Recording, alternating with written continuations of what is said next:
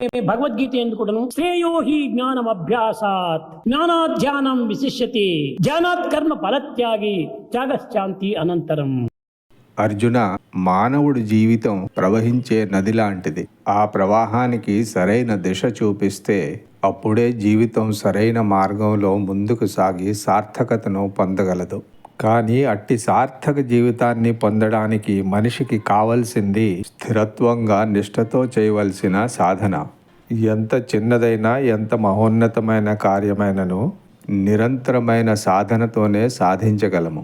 ఏ విధంగా అయితే ఒక చిన్న విత్తనము నిరంతరమైన పోషణ ద్వారా ఒక పెద్ద వటవృక్షంగా రూపొందుతుందో, అదేవిధంగా నీ కర్మల యొక్క వృక్షానికి సాధన యొక్క నీరుతో సంరక్షణ చేసినట్లయితే నిజమైన కర్మఫలాన్ని అందుకోగలవు. మనసు యొక్క చంచలత్వమే మానవుడుకు అన్ని విధాల అవరోధాలను సృష్టిస్తుంది. మనసు యొక్క చంచలత్వాన్ని బంధించగలిగితే ఏ కార్యమైనను సులభంగా సాధించగలవు. గుర్తుంచుకో అర్జున, యోగ కర్మ సుఖ కౌశలం అంటే కర్మను ఆచరించడానికి నైపుణ్యత చాలా ప్రధానము. నైపుణ్యతకు నిరంతరత ప్రధానము. నిరంతరత ఉండాలంటే శ్రమించాలి. నిరంతర పరిశ్రమంలోనే నైపుణ్యత దాగి ఉన్నది. అది ఏ విధంగా అంటే, అర్జున, నీ యొక్క గాంధీవం ఒక్కసారి చూసుకో.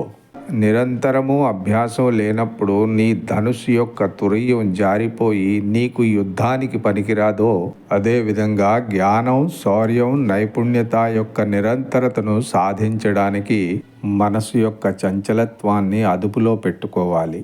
అందుకు అభ్యాసంతో పాటు వైరాగ్యం కూడా ఉండాలి. అభ్యాసం వల్ల క్రమశిక్షణ, వైరాగ్యం వల్ల నీ మార్గంలో వచ్చిన అవరోధాలు తొలగుతాయి. అదేవిధంగా అర్జున, నిరంతరత కేవలం బాహ్య కర్మలలో కాకుండా ఆంతరిక సాధనలో కూడా ఉండాలి. నీ యొక్క ఆలోచనలు, భావనలు, విశ్వాసం అన్నీ స్థిరంగా ఏకాగ్రతతో సకారాత్మకంగా ఉన్నప్పుడే ప్రపంచంలో ఎటువంటి శక్తి అయినా నిన్ను ఆపలేదు. మనిషి ఎప్పుడైతే మనసును తన నియంత్రణలో ఉంచుకుంటాడో అప్పుడే వాడు భాగ్యాన్ని వాడే రాయగలడు. మనిషి రంగంలో దూకితేనే గెలుపు, ఓటమి అనేది నిర్ధారింపబడుతుంది. నిరంతర అభ్యాసం చేసేవాడే విజయాన్ని సాధిస్తాడు. నిరంతర అభ్యాసం చెయ్యనివాడు ఓటమికి గురి అవుతాడు. గుర్తుంచుకో అర్జున, నది ప్రవాహం మధ్య అవరోధంగా ఎంత పెద్ద పర్వతం నిలిచి ఉన్నా నది యొక్క ప్రవాహాన్ని ఆపలేదు. అది ఏ నిరంతరత యొక్క శక్తి.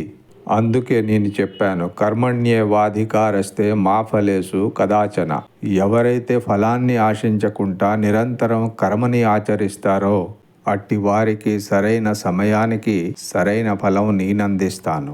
నువ్వు ఆచరిస్తున్న కర్మ ఈ రోజు నీకు కఠినంగా అనిపించినా నిరంతర అభ్యాసం వల్ల అది రేపు నీకు సులభంగా మారి నీ గమ్యానికి చేరదీస్తుంది. పార్థ, నువ్వు సంకల్పించుకో. నీ కర్మను నువ్వు ఆచరించుకుంటూ ముందుకు నడు. ఎన్ని అవరోధాలు వచ్చినా నీ గమనాన్ని ఆపుకోకు. నీ కర్తవ్యాన్ని నెరవేర్చు. అప్పుడే నీ మనసు విచలితమవకుండా దానికి అలసట అనేది ఉండదు. అర్జున, ఏ వ్యక్తి అయితే తన యొక్క సామర్థ్యాన్ని తెలుసుకొని నిరంతరమైన అభ్యాసంతో కర్మను ఆచరిస్తాడో అట్టి మానవుడే నాకు ప్రియుడు. వాడి గమ్యానికి చేరుకునేలా నేను చేస్తాను. ఈ విధంగా భగవంతుడు భగవద్గీతలో కర్మయోగం ద్వారా మనకు ఏం బోధించాడంటే, ఎటువంటి ఫలాన్ని ఆశించుకుంటా ఎట్టి కర్మనైనను నిరంతరమైన అభ్యాసంతో ఆచరించి అన్యథా శరణం నాస్తి అని చెప్పి భగవంతుణ్ణి ఆశ్రయిస్తాడో అట్టివానికి భగవంతుడు ఎప్పుడు ఏది ఎలాంటి ఫలాన్ని అందించాలో అందిస్తాడు. ప్రతి ఒక్కటి కూడా మనము ఒక అభ్యాసంతోనే మనం సాధించాలి. ఒక పాట పాడాలంటే అప్పటికప్పటికి పాడలేవు, అభ్యాసం చెయ్యాలి. నడచడానికి కూడా అప్పటికప్పటికి పరిగెత్తడానికి వీలు కాదు, కొంచెం తప్పటడుగులు వేసి తిరిగి నడచాలి. కనుక ఈటింగ్ ప్రాక్టీస్ చే, వాకింగ్ ప్రాక్టీస్ చే, రీడింగ్ ప్రాక్టీస్ చే, రైటింగ్ ప్రాక్టీస్ చే. అదే రీతిగా కూడాను నీవు సర్వీస్ కూడా ప్రాక్టీస్ గా తీసుకోవాలి. భగవత్ చింతన కూడా ఒక ప్రాక్టీస్ గా తీసుకోవాలి. ఆ విధమైనటువంటి దీనిగా తీసుకొని కట్టగబడికి సర్వకర్మలు భగవత్ ప్రీత్యార్థం. భగవద్గీత ఎందుకును శ్రేయో హి జ్ఞానం అభ్యాసాత్ జ్ఞానాత్ ధ్యానం విశిష్యతే ధ్యానాత్ కర్మ ఫలత్యాగి త్యాగశ్చాంతి అనంతరం.